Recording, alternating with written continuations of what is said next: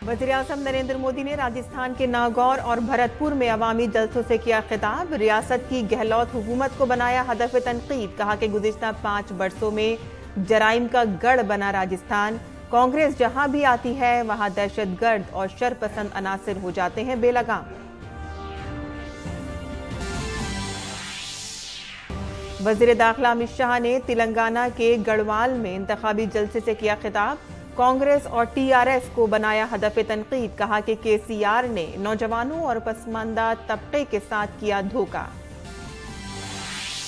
वज़ीर-ए-आज़म नरेंद्र मोदी की सदारत में वर्चुअल G20 लीडर्स समिट का इनेकाद। 22 नवंबर को G20 के सभी रुकन ममालिक के अलावा अफ्रीकी यूनियन के सदर और 9 मेहमान ममालिक के साथ साथ 11 बैनुल अक़वामी इदारों के सरबराहान भी किए गए हैं मदऊ। सदर जमहूरिया द्रौपदी मुर्मू ने 2047 में खलाई टेक्नोलॉजी और हवाबाजी के मौजू पर 2 रोज़ा बैनुल अक़वामी कॉन्फ्रेंस का किया इफ्तिताह। 75 बरसों में खलाई टेक्नोलॉजी और हवाबाजी के शोबे में कामयाबियों और तकनीकी पेशरफ्त का किया जा रहा है मुजाहिरा।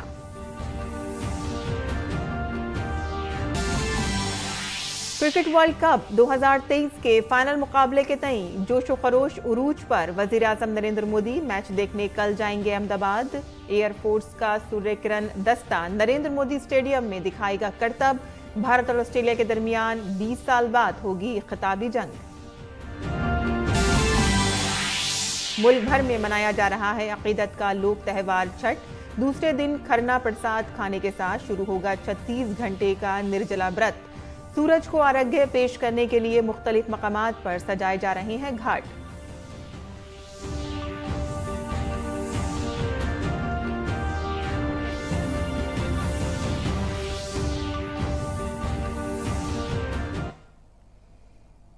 आदाब नाज़रीन, खबरनामे में आपका इस्तकबाल है। मैं हूं साइमा खान। अब खबरें तफसील से। वज़ीर-ए-आज़म ने नागौर में एक इंतखाबी रैली से खिताब किया। उन्होंने अवाम से अपील की कि कांग्रेस की कोने कोने से सफाई जरूरी है।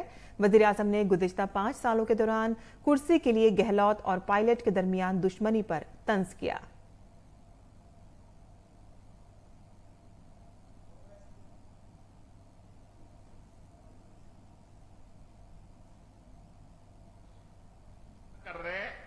और बड़े बड़े दिल्ली से नेता आते हैं, कैमरा वालों को खड़ा करते हैं, फिर दोनों से हाथ मिलवाते हैं। इनका भी हाथ मिलन की सेंचुरी हो गई 5 साल में, लेकिन मिलाप नहीं हुआ। दिल्ली में खटास है, लेकिन ये लोग हाथ मिलाने का दिखावा कर रहे हैं। उन्होंने कहा कि राजस्थान की माओ बहनों ने पहले कभी ऐसी हुकूमत नहीं देखी जिसमें खवातीन के खिलाफ इतना अदम तहफ्फुज़ और इतना तशद्दुद होता है। अपने अपने क्षेत्र में हर माफिया, हर दबंग, हर दंगाई खुद को कांग्रेस सरकार के मुख्यमंत्री से कम मानता ही नहीं था। और इसलिए ही यहां बहनों बेटियों पर, दलितों पर, वंचितों पर अत्याचार चरम पर है। यहां नागौर में भी दलित युवाओं की कुचल कुचल कर हत्या हुई, बेटियों से गैंगरेप हुआ। हालात ये है कि यहां साधु, संत और पुजारी भी सुरक्षित नहीं है। ऐसा कोई त्योहार नहीं जब राजस्थान में कर्फ्यू न लगाना पड़ा। और इससे कबल वज़ीर-ए-आज़म ने नागौर में वीर तेजा जी की जाय पैदाइश का दौरा किया। खरनाल में बनाया गया ये मंदिर लोक देवता की जाय पैदाइश पर वाक़ है।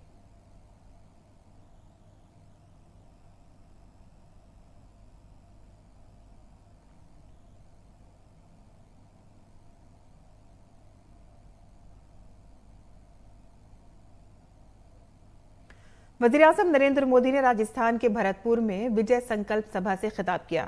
वज़ीर-ए-आज़म ने रियासत की गहलोत हुकूमत को हदफ तनकीद बनाया। वजीर-ए-आज़म ने कहा कि पिछले 5 सालों में राजस्थान जराइम का गढ़ बन गया है। कांग्रेस पर सख्त हमला करते हुए वजीर-ए-आज़म ने कहा कि जहां कांग्रेस आती है वहां दहशतगर्द और फसादी बेलगाम हो जाते हैं। वजीर-ए-आज़म ने कांग्रेस पर नाज बर्दारी का इल्जाम लगाया। कांग्रेस जहां जहां आती है वहां वहां आतंकवादी, अपराधी और दंगाई बेलगाम हो जाते हैं। कांग्रेस के लिए तुष्टीकरण ही सब कुछ है। कांग्रेस तुष्टीकरण के लिए किसी भी हद तक जा सकती है, चाहे इसमें आपका जीवन तक दांव पर क्यों न लगाना पड़े। साथियों, कांग्रेस ने राजस्थान की महिलाओं के विश्वास को भी चकनाचूर कर दिया है। जो मुख्यमंत्री खुद कहे कि महिलाएं रेप के फर्जी मामले दर्ज करवाती है, क्या वो महिलाओं की सुरक्षा कर सकते हैं? उन्होंने कहा कि कांग्रेस की बदउनवानी पर तनकीद की। वजीर-ए-आज़म ने कहा कि कांग्रेस वाले मोदी को सिर्फ इसलिए गाली देते हैं कि मैं रियासत में कई लॉकर खुलवा रहा हूं। ये ऐसे लॉकर्स हैं जहां आवाम से लूटी हुई रकम रखी जाती है। कि भाई क्या है, वो कहते हैं यार बाकी कुछ भी हो बस लॉकर न खुल जाए। बाकियों को लग दिखता है, इनको लॉकर दिखता है। इनकी नींद हराम हो गई है कि मोदी लॉकर खोल रहा है और लॉकर में से सोना निकल रहा है, सोना। और कोई ये गलती मत करना कि आलू से बना हुआ सोना है।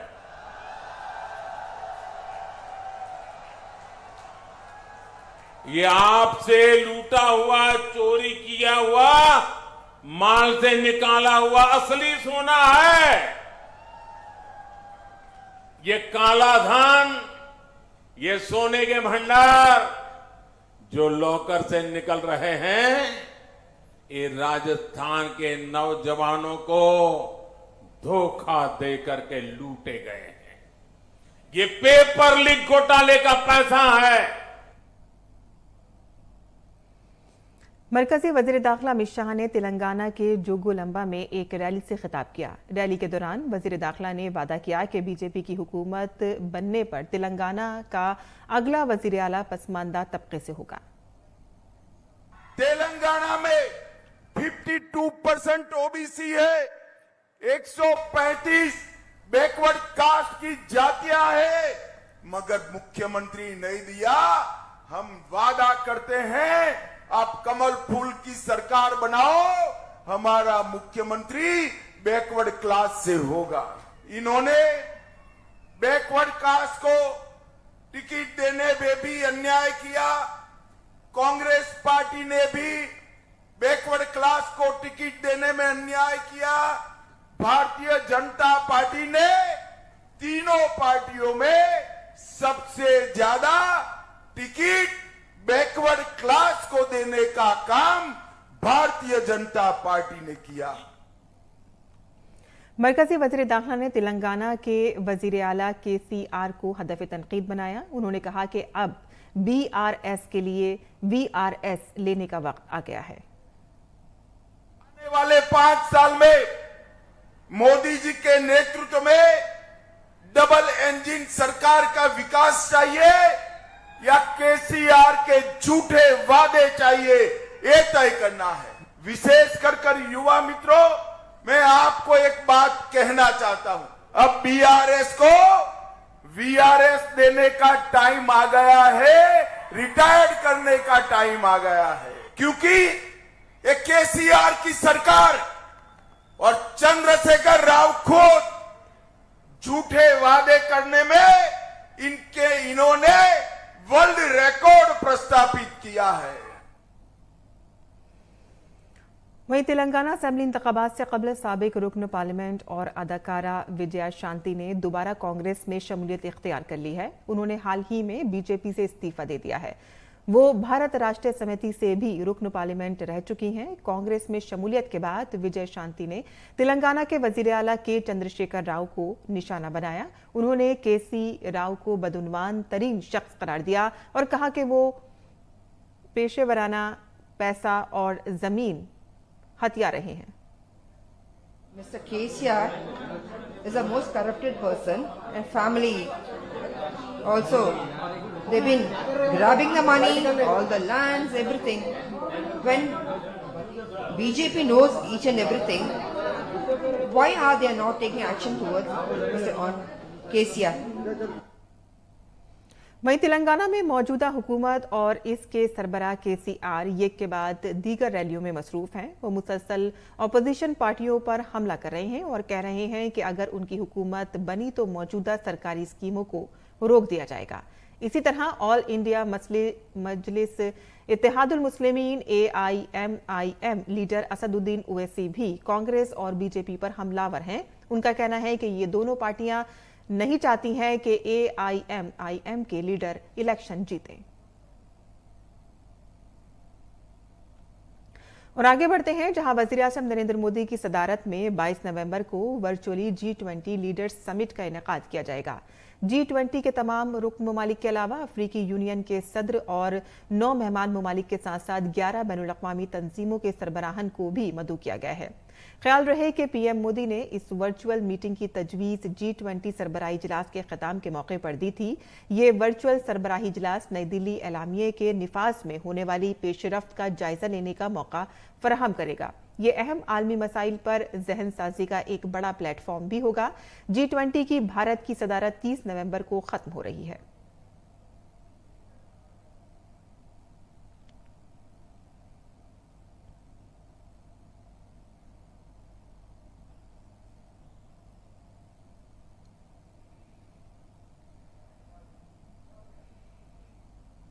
और बीजेपी सदर जेपी नड्डा राजस्थान में एक के बाद एक रैलियां कर रहे हैं। जोधपुर के ओसियान में एक जलसे आम से खिताब करते हुए जेपी नड्डा ने कहा कि अशोक गहलोत की हुकूमत ने वृद्धा पेंशन में 450 करोड़ रुपए का घपला किया है।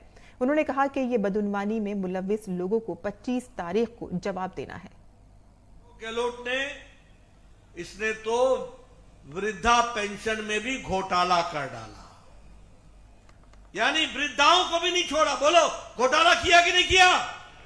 और मालूम है कितने का किया? 450 करोड़ रुपए का। आप बताइए, अशोक गहलोत के भाई ने सब्सिडी का फर्टिलाइजर एक्सपोर्ट किया कि नहीं किया? घोटाला किया कि नहीं किया? आप बताइए, अशोक गहलोत के परिवार ने 11,000 करोड़ रुपए का कॉन्ट्रैक्ट लिया कि नहीं लिया? भ्रष्टाचार किया कि नहीं किया? ऐसे लोगों को छोड़ना है क्या? 25 तारीख को जवाब दोगे ना?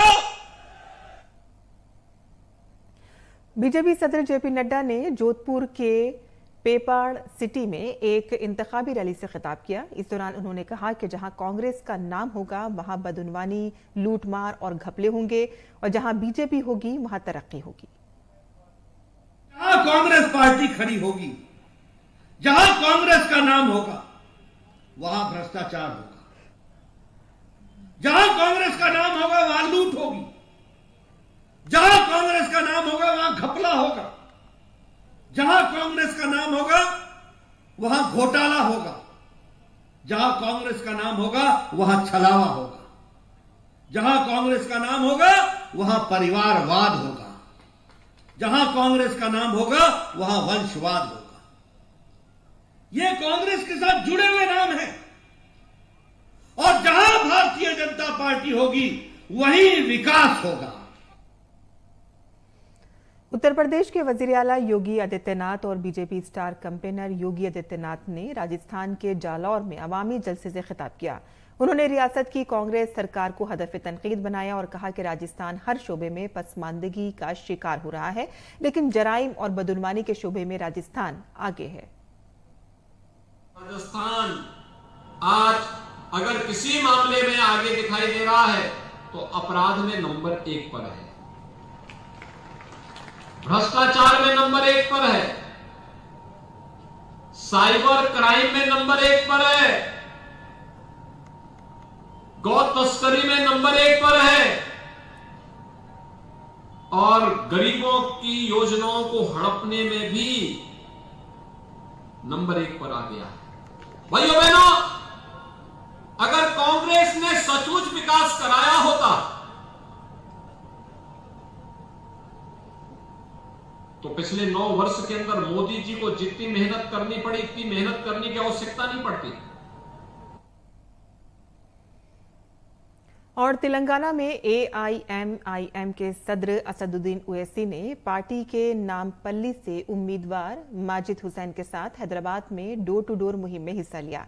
इस दौरान उन्होंने कांग्रेस के मंशूर पर सवालात उठाए।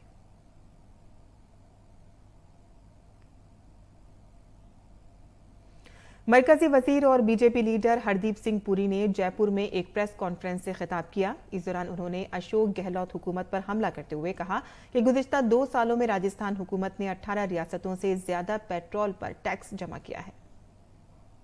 मुख्यमंत्री जी जो कह रहे थे कि यहाँ पे पेट्रोल महंगा इसलिए है क्योंकि केंद्र सरकार का, राज्य सरकार राजस्थान ने इस दौरान 2021 से 22 वाला फाइनेंशियल ईयर और 2022 से 23 वाला, इस दौरान राजस्थान की सरकार ने 35,975 करोड़ टैक्स कलेक्ट किया। ये जो राजस्थान का 35,975 करोड़ टैक्स है, देश के आप 18 राज्य ले लो तो राजस्थान ने ज्यादा टैक्स कलेक्ट किया। इन 18 राज्यों का मिला के टैक्स कलेक्शन बनती है 32,594 करोड़। तो एक स्टेट 35,975 करोड़ कलेक्ट कर रहा है और बाकी 18 मिला के सिर्फ 32,000 कलेक्ट कर रहे हैं। सदर द्रौपदी मुर्मू ने 2047 में खलाई टेक्नोलॉजी और हवाबाजी पर बैनुल-अक़वामी कॉन्फ्रेंस और नुमाइश का इफ्तिताह किया। एरोनॉटिकल सोसाइटी ऑफ इंडिया के 75 साल मुकम्मल होने के मौके पर यशोभूमि कन्वेंशन सेंटर नई दिल्ली में इस कॉन्फ्रेंस और नुमाइश का इनेकाद किया जा रहा है। प्रोग्राम के इफ्तिताई सेशन के दौरान विजन दस्तावेज 2047 के साथ साथ खलाई टेक्नोलॉजी और हवाबाजी के शोबे में भारत के 75 साल के सफर पर मुश्तमिल एक मजमुआ जारी किया गया। एरोनॉटिकल सोसाइटी ऑफ इंडिया की तरफ से 18 और 19 नवंबर को यशोभूमि कन्वेंशन सेंटर नई दिल्ली में 2047 में खलाई टेक्नोलॉजी और हवाबाजी पर एक 2 रोजा बैनुल-अक़वामी कॉन्फ्रेंस और नुमाइश का इनेकाद किया जा रहा है। इस प्रोग्राम के मेहमान खुसूसी के तौर पर सदर मोहतरमा द्रौपदी मुर्मू ने सेमिनार, कॉन्फ्रेंस और नुमाइश का इफ्तिताह किया। कॉन्फ्रेंस से खिताब करते हुए सदर जमहूरिया ने कहा कि ये कॉन्फ्रेंस हवाबाजी के शोबे के मुस्तकबिल के लिए एक संगे मील साबित होगी। सदर जमहूरिया ने कहा कि भारत ने चंद्रयान को चांद के जुनूबी कुतुब पर उतारकर अपनी सलाहियत का मुजाहिरा किया। Whether it is the fate of successful completion of the Mars mission or showcasing the end-to-end capability in safe landing and probing near the moon's south pole, a place considered beyond human endeavor, India has proved that it has the willpower, potential and capacity to accomplish what it set out to achieve. Science और technology के वजीर doctor Jitendra Singh ने कहा कि आज का भारत नौजवानों की ताकत के जरिए दिफाई शोबे में तेजी से मजबूत हो रहा है। इतनी सारी रेगुलेशंस हमने लगा के रखी थी कि IIT के कैंपस में ही ड्रोन या ट्रेनिंग रिसर्च कैंपस में ही ड्रोन विकसित किया जा सकता है और जिन्होंने ये रेगुलेशन लगाई थी वही उस ड्रोन को इस्तेमाल भी करते थे। सो क्लैंडस्टाइनली वो कमरा ले लेते थे कहीं IIT में, वहां ड्रोन डेवलप करते थे और बेचते आप ही को थे जिसने कानून बनाया था। मोदी जी ने पिछले 9-10 साल में लगभग 2000 ऐसे कानून हटा दिए जो बाधाक बनते थे, उनमें से ये भी है। और आज ड्रोन को डीरेगुलेट किया, उसी तरह से अंतरिक्ष को किया, उसी तरह से नई जियो स्पेशल पॉलिसी आई।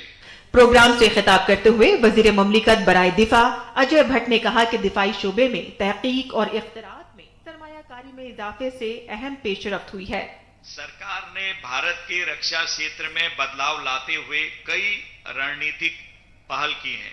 अनुसंधान और विकास में निवेश बढ़ाने से महत्वपूर्ण प्रगति हुई है और स्वदेशी रक्षा प्रौद्योगिकियों में भारत की बढ़ती क्षमताओं को रेखांकित किया गया है।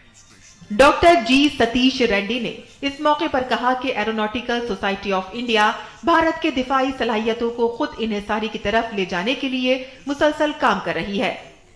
The country has come up to a stage today with all these efforts where we have become missile power, we are in space, we have climbed greater heights and we have made our own helicopters, we are making the state-of-the-art airports and we have made fighter aircrafts and going on. Program के इफ्तिताई इजलास के दौरान खलाई technology और हवाबाजी के शोबे में भारत के 75 साल के सफर के साथ साथ विजन दस्तावेज 2047 का एक मजमुआ भी जारी किया गया। ये नुमाइश जो एरोनॉटिकल सोसाइटी ऑफ इंडिया के 75 साल की फजीलत का जश्न मना रही है और साथ ही भारत की खलाई टेक्नोलॉजी की सनत और एक मजबूत एरोस्पेस माहौलियाती निजाम को बढ़ाने के लिए निजी शोबे और अकेडमीज के दरमियान ताउन को उजागर कर रही है। ऋषि कुमार की रिपोर्ट, डीडी न्यूज उर्दू खबरें। और जेल में बंद आम आदमी पार्टी के रुकन पार्लियामेंट संजय सिंह को आज पंजाब की अमृतसर अदालत में पेश किया गया। वो शिरोमणि अकाली दल के जनरल सेक्रेटरी बिक्रम सिंह मजीठिया की तरफ से दायर हतक इद्दत के मामले में अदालत में पेश हुए। संजय सिंह को दिल्ली पुलिस की हिफाजत में लाया गया था। अब हतक इद्दत मामले की अगली समाअत 16 दिसंबर को होगी।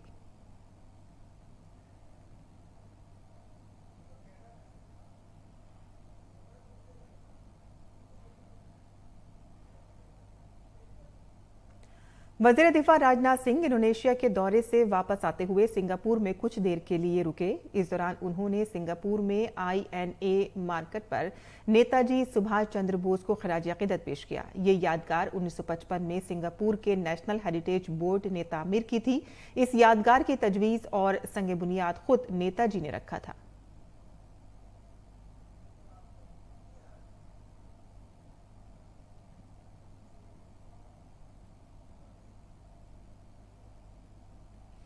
इलेक्ट्रॉनिक्स और इंफॉर्मेशन टेक्नोलॉजी के मरकजी वजीर व मवासलात के वजीर अश्वनी वैष्णव ने नई दिल्ली में एक प्रेस कॉन्फ्रेंस के दौरान कहा कि IT हार्डवेयर के शोबे में PLI स्कीम 2.0 के तहत 27 कंपनियां आई हैं, जिससे 2 लाख लोगों को रोजगार मिलेगा। उन्होंने ये भी कहा कि इससे मेक इन इंडिया स्कीम को फरोग मिलेगा और IT हार्डवेयर जैसे लैपटॉप, टैब और सर्वर मुल्क में ही तैयार किए जाएंगे। I am very happy that the industry is moving at the pace at which our Prime Minister Modi ji wants the country to move.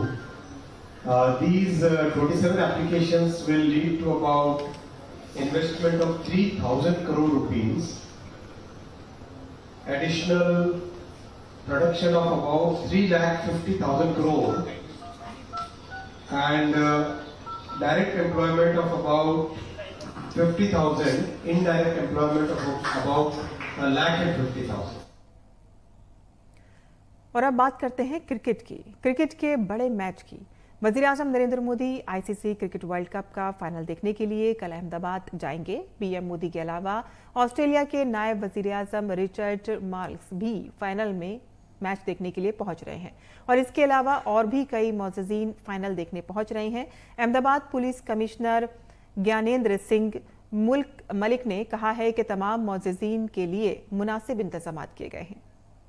जो VVIP आ रहे हैं, जैसे माननीय भारत के प्रधानमंत्री, उसके अलावा डिप्टी प्राइम मिनिस्टर ऑस्ट्रेलिया के आ रहे हैं, उसके अलावा कुछ मुख्यमंत्री भी, जैसे मुख्यमंत्री आसाम आ रहे हैं, भारत के माननीय गृह मंत्री भी आ रहे हैं और जो बाकी और भी डिग्निटरीज हैं, सबके लिए हमने प्रॉपर अरेंजमेंट किया है। और फिलहाल मैं कह सकता हूं कि मुझे काफ़ी संतोष है कि पुलिस ने जिस हिसाब से अरेंजमेंट किए हैं। हम शाम को इसकी रिहर्सल भी करने वाले हैं।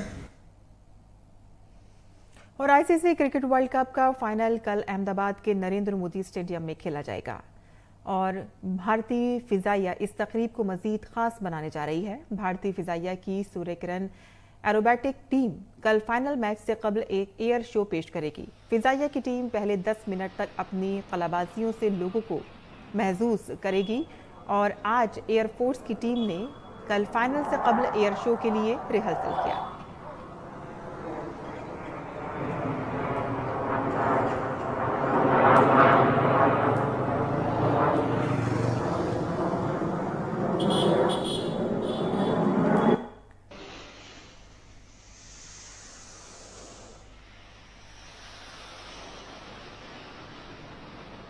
और आज भी दारुल हुकूमत दिल्ली में फिजाई आलूदगी की सूरत हाल संगीन है। आज सुबह हवा के मयार का इंडेक्स 377 रिकॉर्ड किया गया, जो इंतहाई खराब के जुमरे में आता है।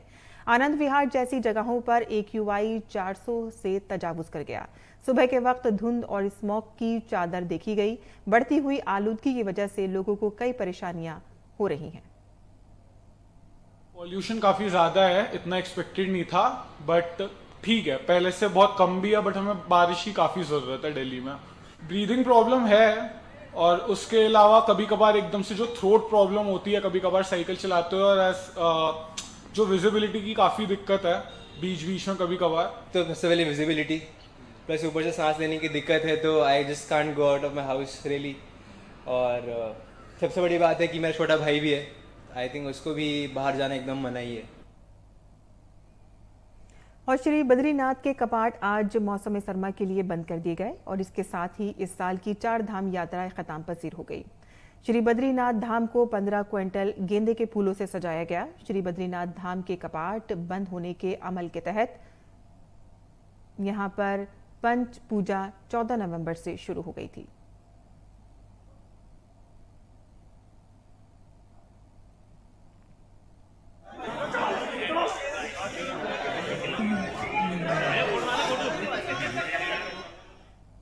और सूरज की पूजा के अजीम त्यौहार छठ का आज दूसरा दिन है। आज खरना का प्रसाद खाने के बाद ख़वातीन 36 घंटे का बेपानी का व्रत शुरू करती हैं। छठ की रौनक पूरे मुल्क में बिखरी हुई है। पूरा माहौल अकीदत में शराबोर है। आज खरना का प्रसाद दूसरे लोगों में तकसीम किया जाएगा। खाने के लिए गुड़ और चावल से खीर बनाई जाती है। कल त्यौहार के रोज वो बेपानी का व्रत रखकर डूबते सूरज को अर्घ्य देकर सोमवार को चढ़ते हुए सूरज को अर्घ्य देंगी और अपने बच्चों और खानदान के लिए दुआ करेंगी। इस 4 रोजा त्यौहार का आगाज गुज़िश्ता रोज नहाय खाए से हुआ।